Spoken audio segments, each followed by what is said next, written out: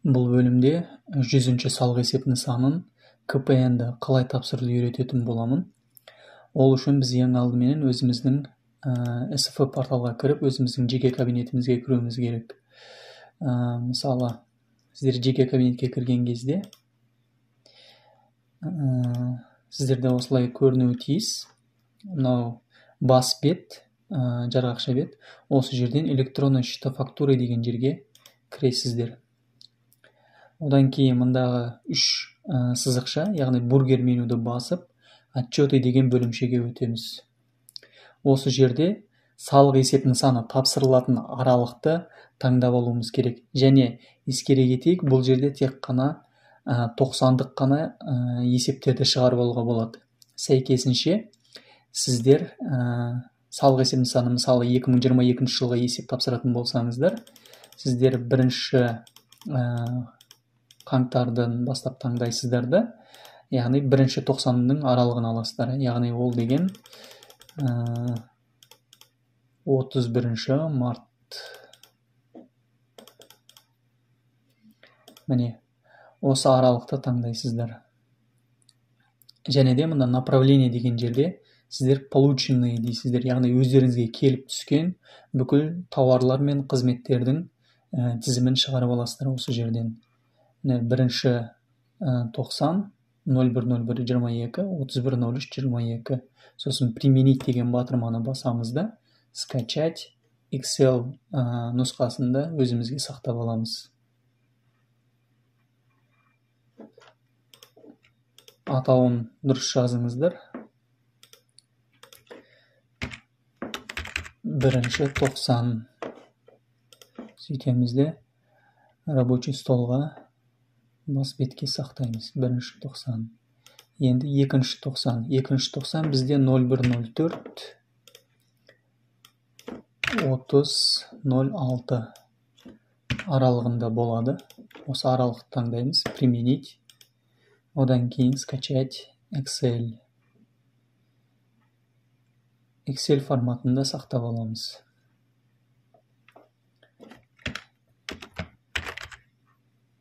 Екінші 90 сақтаймыз. Үшінші 90 бізде 0107 және 3009 аралығында болады. Сәйкесінше применить батырмасын басамыз. Скачать Excel.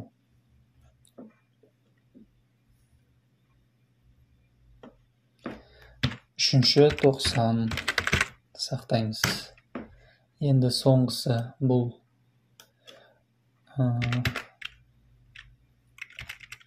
0110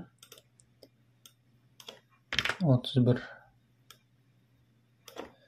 12 төртінші 90 применить, скачать Excel.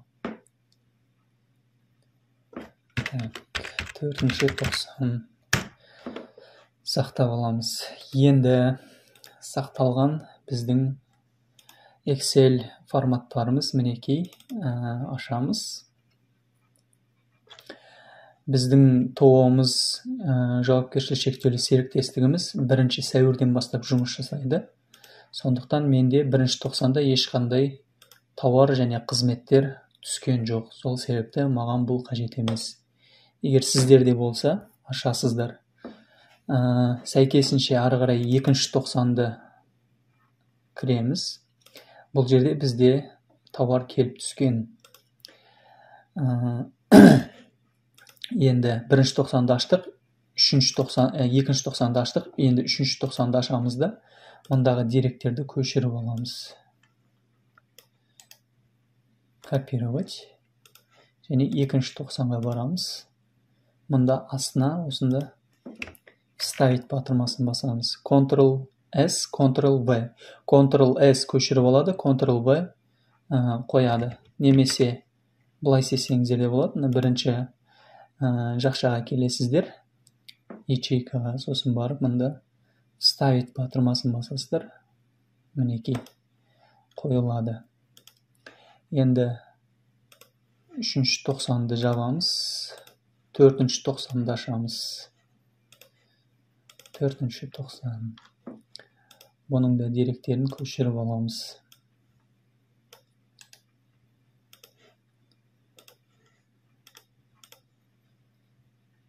Осында Ctrl-V батырмасын басамыз және қоямыз. 490-ды да жауып қоямыз. Жабылғаннан кейін өзіміз үшін ыңғайлы болу үшін әр 90-ға өзіне жеке түс белгілеп қойсақ болады. Маған солай ыңғайлы, сол себепті мен солай жасаймын. Мысалы, мен осы жерге дейін көк түсті белгілеймін. Екінші 90, үшінші 90-ға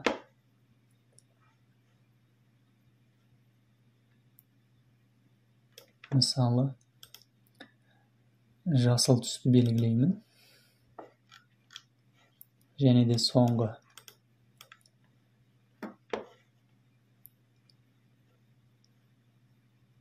соңғы 90, төртінші 90. Мен мұны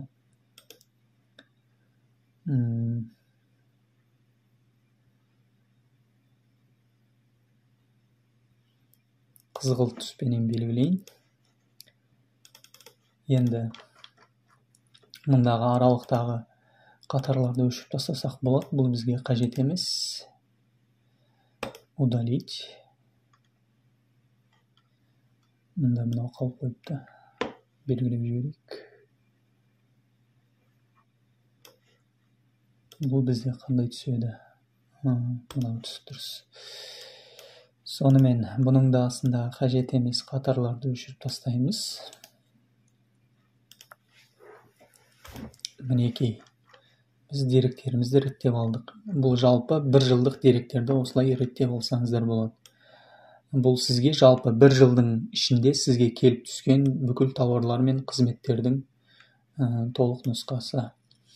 Енді бұл жерде біз шет фактуралардың статустарына да мән беруіміз керек. Егер статустары отозван, яғни қайтарылған болса, біз бұны қабылдамаймыз. Бұны өшіріп тастауымыз керек. Ол үшін біз мұнда сортировать, фильтр деген батырманы басамыз. Фильтрді бассақ, бізге шет фактуралардың статустары бойынша реттеу мүмкіндігі, іріктеп алу мүмкіндігі беріледі.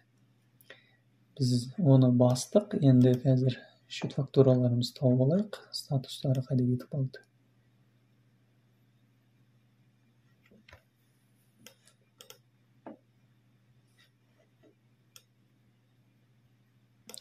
Мінекей. Біз мұнда отозван деген не просмотрен деген тұра берсін. Отозван дегенді аламыз. Бұны өшіріп тастасақ болады осы жерден. Удалить строку. Бұл бізге қажет емес. Выделить все. Не просмотрен. Мінекей. Енді бізде тек қана нақты қолымызға келіп түскен тауарлар мен қызметтердің тізімі шықты. Одан кейінгі кезекте біз өзімізге керек емес қатарларды өшіріп тастасақ болады. Мысалы, мынау бізге мүлдем қажеті жоқ.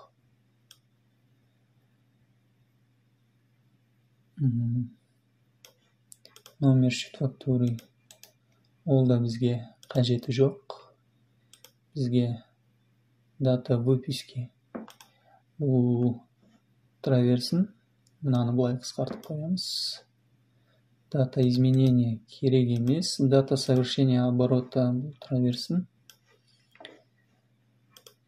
Причина аннулирования. Бұл да қажет емес. Мінекей, бізге нағыз керек осы бір қатарлар. Енді бұл жерде байқайтын болсаңыздар, мысалы міне көрсетейін. Автосумма, яғни мынау қатардың бүкілінің автосуммасы есептелінбей жатыр. Біз осыны қазір дұрыстауымыз керек. Мысалы қараңыздар, автосумманы басатын болсам, мынау аралықты Enter'ді басатын болсам, бұл маған есептеп бермейді. Себебі мұнда 1500-ден кейін үтір нүктелері үтір тұру керек. Негізі бұл жерде нүкте тұр. Бұл SFO порталынан өзі осылай шығады. Біз осыны өзгертуіміз керек. Ол үшін біз мұнда келеміз. Мынау қатарды таңдап алайық. Осылай. Содан кейін мұнда найти выделить дегенді басамыз, заменить дегенді батырмасын басамыз. Осы жерден мұнда нүктені қоямыз, заменить на үтірді басамыз. Бұл дегеніміз мынау қатардағы бүкіл нүктелерді іздеп тауып, оны осы нүктелерді үтірге ауыстыру деген тапсырма береді. Қазір біз заменить все дегенді басамыз.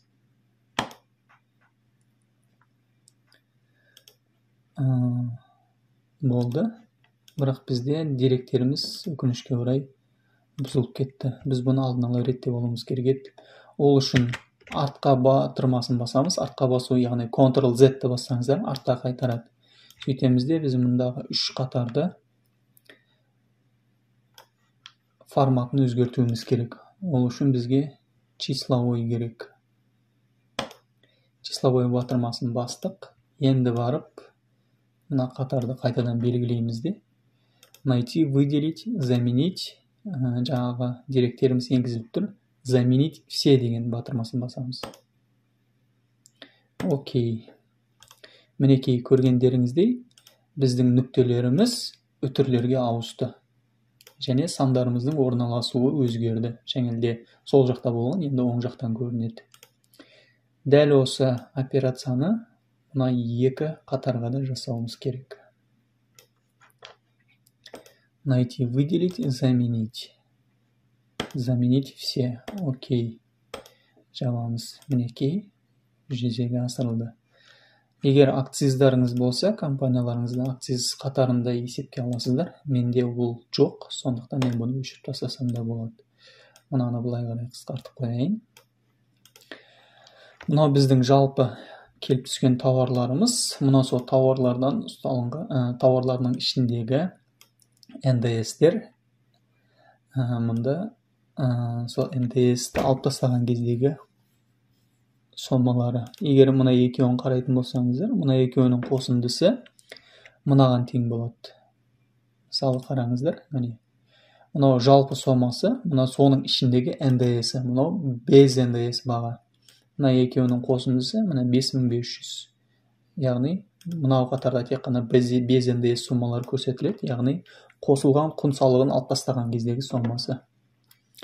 Енді біз мұны 2 қатарға бөлуіміз керек. Мұнда тек қана қалдырамыз жалпы қосылған, құн салығы қосылған барлық СНДС тауарларды қалдырамыз, қызметтерді. Ал мұнда тек қана без НДС-терді қалдырамыз. Енді автосумманы есептейтін болсақ, бізге қазір деректерді шығарып береді. Мінекей, жалпы бір жылдың ішінде 2022 жылы бізге 30.575.868 теңгеге тауар мен қызмет келіп түскен. Енді мұна қатар есептелгеннен кейін, мұның астына бітіп жақындасаңыздар, курсорды жақындатсаңыздар, осындай плюс белгісіне ауысады. Осының үстінен басып тұрып, оңға 2 рет жүрсеңіздер, бұл автомат түрде сіздерге есептеп береді. Егер мынандай решеткалар шығып тұратын болса, бұл деген сөз сандар мынау ячейканың ішіне сыймай жатыр деген сөз. Сол үшін сәл жылжыту керек бері қарай. Демек, енді мынаны көшіріп алсақ болады өзімізге. Жалпы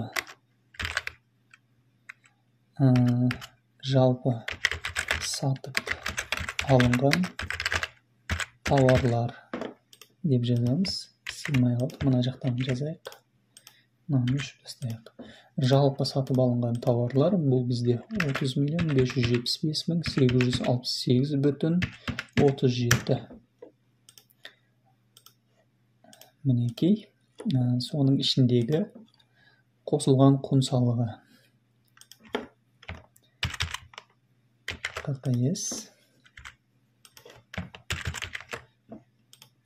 ККС-ті жазамыз. 3.247.056.96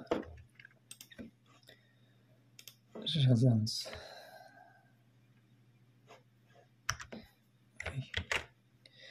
Мынаны басу керек екен. Мінекей алдық.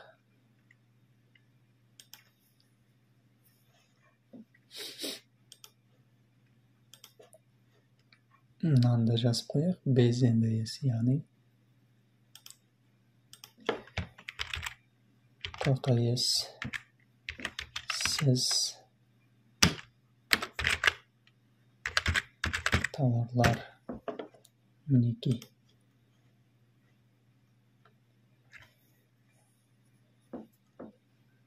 Дұрыс, осыны жазып қояйық. 27 миллион 328.811.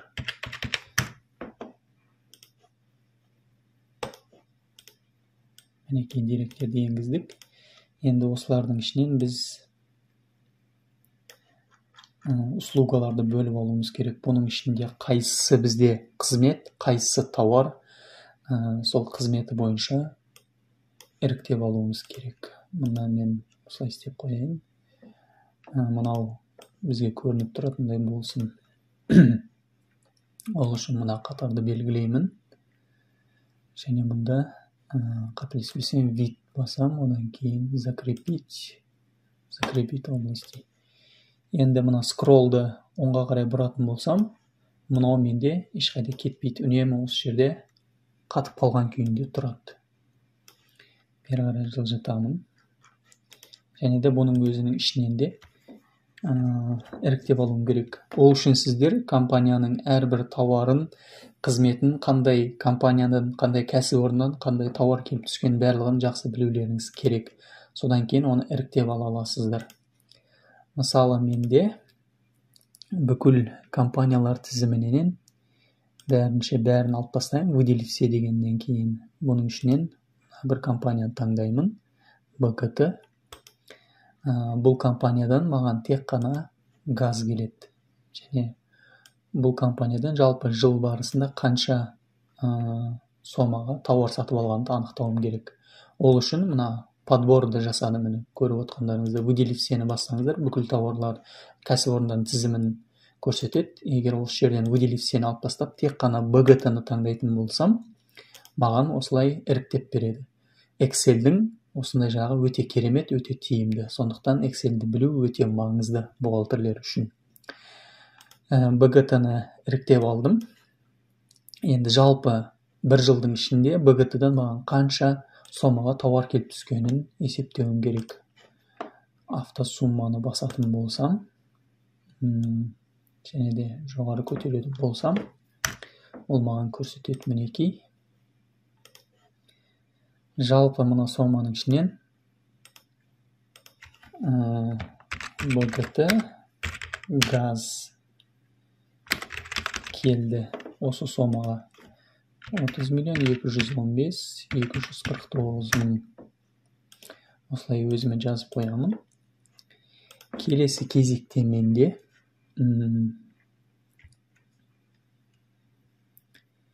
БГТ-ны алып тастаймын. Одан кейін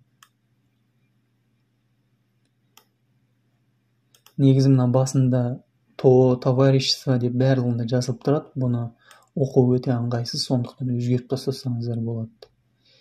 Мысалы, басындағы ТО дегендерді алып тастап, тек қана нелерін ғана қалдырсаңыздар болады. Жеке жауапкершілігі шектеулі серіктестігінің атауын ғана. Сол кезде ыңғайлы болады деп ойлаймын. Мысалы, выделить всені алып тастаймын да. Мына тек қана Астанинский региональный филиал Народного банка. Яғни бұл банктың қызметі. Бұл халық банк қызметі. Халық банктен бізден 11 мың теңгеге қызметтер келіп түскен. Келесі кезекте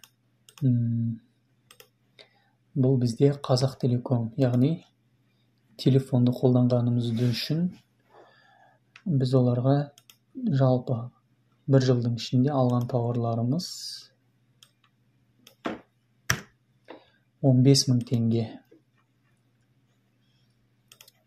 Мұнда жазып қоямын. Қазақ Телеком 15 мың теңгеге тауар алдық. Келесі кезекте 12 месяцев дейді. 12 месяцев Бұлардан біз тауар сатып алдық.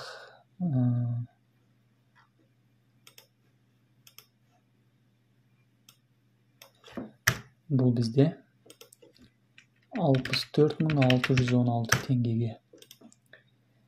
Подбор бойынша келесі алып тастаймыз. Келесі бізде калейдоскоп. Бұлар кассалық аппараттарды регистрация жасаған үшін, тіркегені үшін қызмет көрсететін кәсіпорын. Бұлардан біз жалпы қайтадан подборды автосумманы басамыз.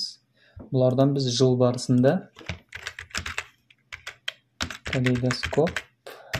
Бұлардан біз жыл барысында 23.000 теңгеге қызмет сатып алыппыз. Келесі кезекте Каспий Пэй. Каспий Пэй. Бұны да автосуммасын есептейік.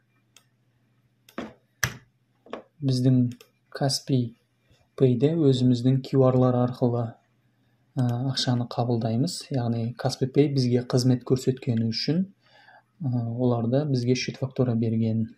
Сол себепті оны да жазамыз. Каспий Пэй. Каспий Пэйден біз жалпы 247.000. Мен қайда жазып жатырмын? Отмена. Мұнда жазамын. 247.003 теңгеге тауар сатып алыппыз. БГТ-ны алып қойдық. Демек болды. Сонымен енді есептейміз. Біздің мұндағы жалпы барлығының қосындысы мынаған тең болу керек. Мұнда автосумманы басатын болсақ, 30.575.868 теңге. Мінекей дұрыс. Мынаған тең келіп отыр. Есептеулерді дұрыс жасадық. Енді осы деректемелерді шығарып алсақ болады. Принтерден басып.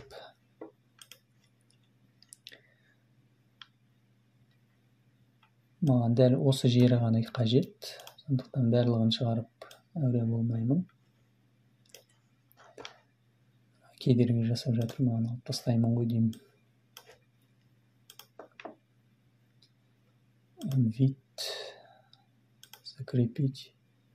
Снять закрепление областей. Осылай алып тастаймыз. Одан кейін мында келеміз.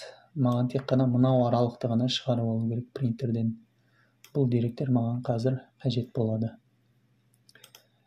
Сіздерде дәл осылай есептеулерді жасап болғаннан кейін, әрбір компаниядан келіп түскен қызметтердің барлығын реттеп болғаннан кейін, міндетті түрде осындай іріктемені принтерден басып шығарып алыңыздар. Мен тек қана осы аралықты ғана белгіледім, сондықтан мұнда напечатать выделенный фрагмент дегенді басамыз. Яғни белгіленген аумақты ғана принтерден басып шығар деген бұйрық береміз. Және де альбомный вариант қылам. Сонда бірнеше параққа шығып кетпейді. Печать.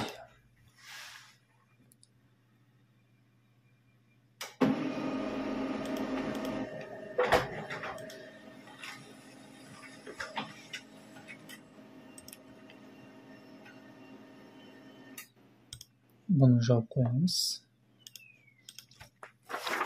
Қағазды шығарып алдық, қолымызға алдық. Ендігі кезекте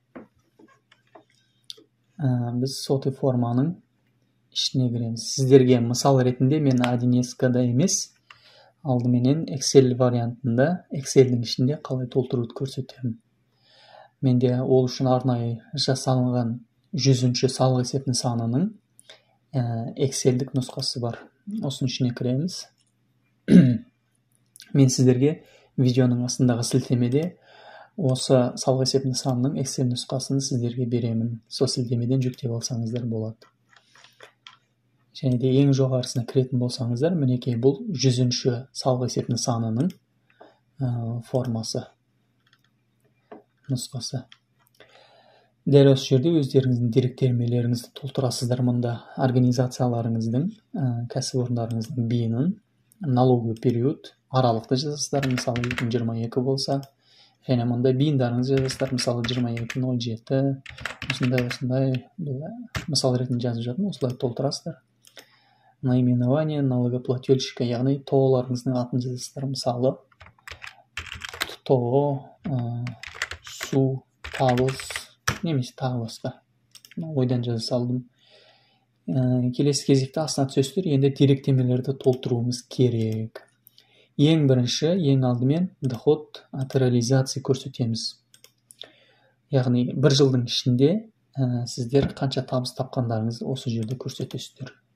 Егер 1С-ларыңыз болса, 1С-теріңіз болса, соның ішіне кіріп, жалпы ағымдағы жылдың ішінде қанша табыс тапқандарыңызды жазасыздар. Егер 1С жүргізбейтін болсаңыздар, онда банктеріңіз арқылы, мысалы Каспи Пейда болса, Каспи Пейге кіріп, выписка жасайсыздар, яғни соңғы бір жылда, яғни сол жерде көрсетілген ең астындағы жалпы табыс сомаларыңызды жазып аласыздар да, соны осында енгізесіздер. Менде 1С бар, сол себепті мен 1С-дан аламын. Отчеты, оборотная сальдовая ведомость, және де мен аралық таңдаймын мұнда. Год 22. 01.01.22, 31.12.22. Сформировать. Және де астына түсемін. Доход от реализации менде 35.465.94. Осыны көшіріп аламын. Бір жылда тапқан табысымыз. Мұнда қоямын. Соңғы соманы жуықтап жіберсек болады. 94, яғни 606 болады. Жуықтап жіберейік. Одан кейін астына қарай түсеміз.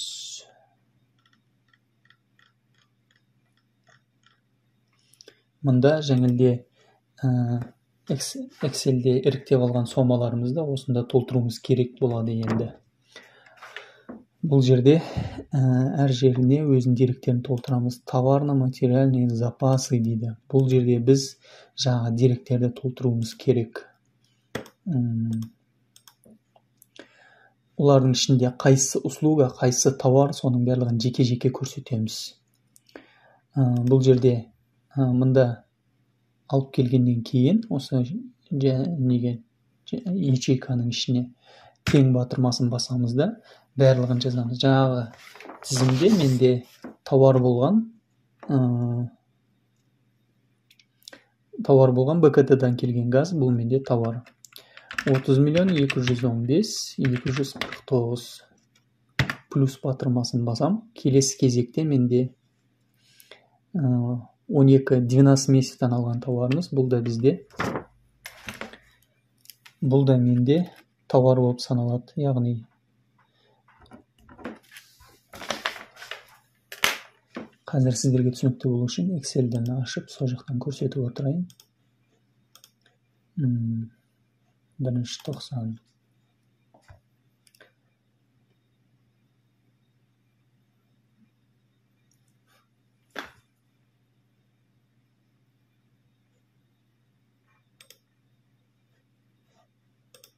Ашылмай жатқан секілді, тым ұзақ ойланып жатыр. Қазір 1 минут.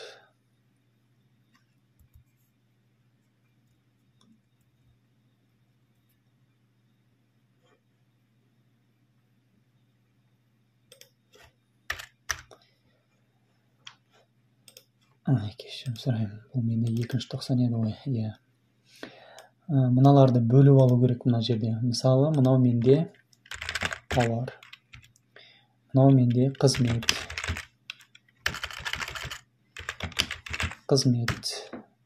Мынау менде қызмет. Мынау менде товар. Бұлардан біз зат сатып алдық. Калейдоскоп. Бұл да бізде қызмет. Каспи Пей. Бұл да бізде қызмет. Енді біз товарды жеке, қызметті жеке көрсетеміз. Мына екеуін белгілеймін де. Осылай өзіме ыңғайлы болу үшін белгілеп қойдым. Мысалы, шатаспау үшін, көзге көрініп тұру үшін. Мінекей, осы екеуі ғана менде товар болып саналады. Яғни осы екеуіні мен көшіріп алуым керек. мындан копировать етіп аламын, көшіріп аламын, Ctrl-S. Одан кейін мында келемін де. Егер бірнеше сандарды қосқыларыңыз келсе, онда міндетті түрде осы жақшаның ішіне, ячейканың ішіне келгеннен кейін тең батырмасын басасыздар, одан кейін сандарды қоясыздар. Әзірге осылай қоя тұрайық. Одан кейін екінші санды көшіріп аламыз. Бұл бізде 64.616 теңге. Ctrl-S және отчетқа барамыз. Мұнда жоғарыға келеміз де. Пернетақтадан плюс батырмасын басамыз. Одан кейін Ctrl-V, яғни вставить батырмасын басып, 64.616 санымызды қоямыз. Және де Enter'ді басқан кезде бізге екеуінің қосындысын береді. Мына екеуінің қосындысы өзі автомат түрде санады. Енді келесі кезекте рекламный услуги, бұл бізде ондай ешқандай рекламный услуги болған жоқ. Ешкімге жарнама берген жоқпыз. Және де бұның ішінде ең астында прочие услуги работы деген бар, яғни басқа қызмет түрлері. Біз соны көшіріп аламыз. Ол үшін біз мыналарды жалпы іріктеп алсақ болады. Мысалы, былай істесек болады. Мында да тең батырмасын басамыз. Мынау ячейканы таңдаймыз да. Плюс батырмасын басамыз. Одан кейін 23-ті басамыз. Плюс 15 плюс 11 плюс. Плюс қажет емес. Соңғысын таңдағаннан кейін Enter'ді басасыздар. Сол кезде сіздерге жалпы қызметтердің қосындысын шығарып береді. Мінекей. Мына төртеуінің қосындысы 296.003-ке тең. Дұрыс. Мінекей. 296.003. Енді салғы есеп нысанына барамыз. Прочие услуги деген жерге 296.003 дерегімізді толтырамыз. Одан кейінгі кезекте расходы по начисленным доходам работников дейді. Яғни қызметкерлерге ағымдағы есеп уақытында, есеп жылында біз қанша жалақы төлегенімізді шығаруымыз керек. Ол үшін біз 1С-ға барамыз, зарплата. Одан кейін свод начислений и удержаниеді басамыз. Және де аралықты таңдаймыз. 01.01.2022, 31.12.22. Сформировать батырмасын бассақ, жалпы біз 2.910.000 теңгеге жалақы есептеппіз жұмысшыларға.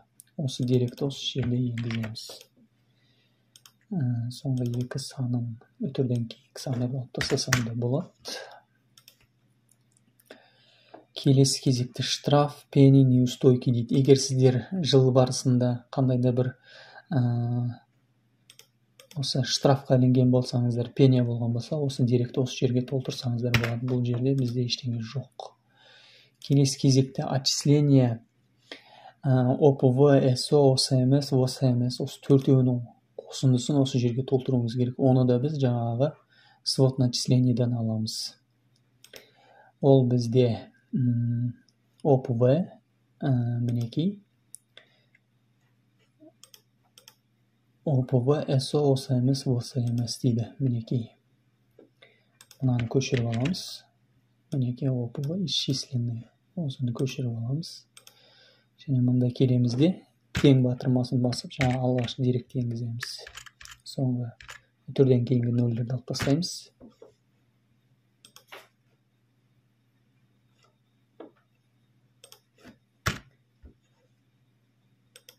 Ошибка деп жатыр.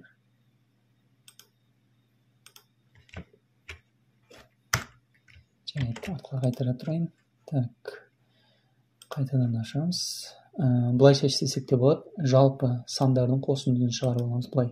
Мынаны үстінен басаймыз. Одан кейін Ctrl-ды басып тұрып, келесілерін таңдаймыз. Ол бізде ОСМС, социальное отчисление, одан кейін ОСМС деді. Мінекей, жоғарыда автосуммаға қарайтын болсақ, міне 530.895 жалпы осы төртеуінің қосындысын бізге автомат түрде 1С өзі есептеп берді. Басынан көрсетейін, міне 291-ді басасыздар. Одан кейінгі кезекте Ctrl-ды басып тұрып, ОСМС таңдаймыз. Одан кейін Ctrl-ды басып тұрып, SO-ны таңдаймыз. Ctrl-ды басып тұрып, ОСМС таңдаймыз. Жалпы барлығының қосындысы 530.895. Енді осыны қоямыз. Үтірден кейінгі сандарын алып тастасақ болады. 530.895. Деректерді енгіздік. Келесі кезекте вычет налогов дейді. Бұл жерде ИПН, СН, КПН дейді. Бұларды да біз жаңағы шығарып алсақ болады. ИПН мінекей. Одан кейін СН, соцналог, осыны таңдаймыз. КПН бізде әзірге жоқ. Бұлардың жалпы қосындысы 288.589. Копировать батырмасын басамыз. Салық есеп нысанына келіп, Ctrl-V-ні басамыз. Үтірден кейінгі нөлдерді алып тастасақ болады. Мінекей. Деректерді енгіздік. Астына қарай түсе береміз. Убытки дейді, яғни шығындар. Өткен салық есеп нысанындағы өткен кезеңнің мысалы шығындарын егер бар болса, осында толтырамыз. Мысал ретінде 2021 жылы сіздер сотой форманы, яғни 100-ші салық есеп нысанын тапсырған кезде, сол салық есеп нысаны бойынша сіздер егер шығынға кеткен болсаңыздар, табыста емес, шығында болсаңыздар, мысалы 200.000 теңге сол ағымдағы өткен жылдан қалған 200.000 теңге болса, осында көрсетсеңіздер болады. Бұл да есептелінеді. Осылай енгізген кезде, бұл сіздердің салық есеп нысандарындағы нелеріңізден, жалпы табыстарыңыздан алып тасталынады. Сәйкесінше салықты осы сомаға аз төлейсіздер деген сөз. Менде бұл болған жоқ, сондықтан өшіріп тастаймын. Және де келесі бізде салық есеп нысаны. Бұл ставкасы 20%. Сонымен деректердің бәрін енгізіп болғаннан кейін бұл бізге автомат түрде көрсетуі керек. Қанша теңге төлеуіміз керек екенін. Формула бұзылып кеткен сияқты, қазір тексерейік.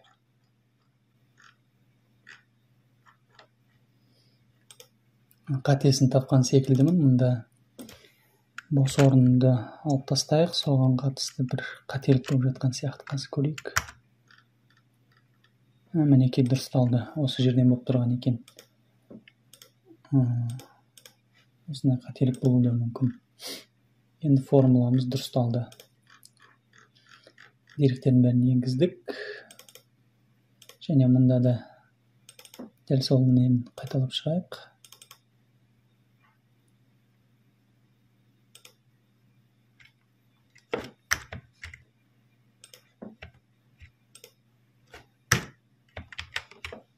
Қайтарайын. Бұл дұрыс.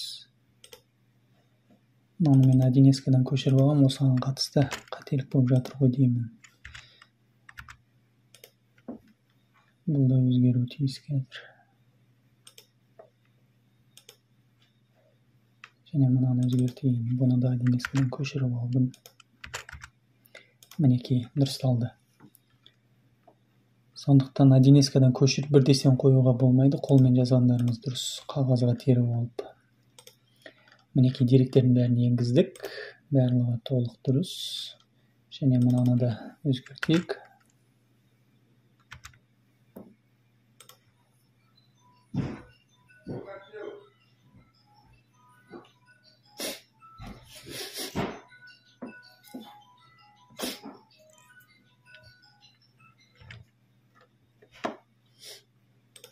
Мына деректерді өзгертеміз. Барлығы дұрысталды мінекей. Сонымен деректердің барлығын есептелінді. Жалпы біздің табысымыздан шығындарымыз алып тастаған кезде 3.118.188 теңге таза табыс қалған екен. Яғни осы таза табыстың ішінен 20%-ын біз төлеуге міндеттіміз. Ол 623.638 теңге болады. Мінекей. Біз енді осыны шығарып алып, салық есеп нысанын ашып, деректемелерді толтыра аламыз. Деректердің бәрін енгізіп болғаннан кейін, өздеріңіздің салық кабинеттеріңізге кіресіздер, ЭЦП-ларыңыз арқылы. Одан кейін настройки списка форм дегенді басып кіретін болсаңыздар, Осы жерде салық есептің санын тапсыратын аралықты таңдайсыздар. Мысалы 2022 жыл сотый форманы басатын болсаңыздар, салық есептің саны ашылады.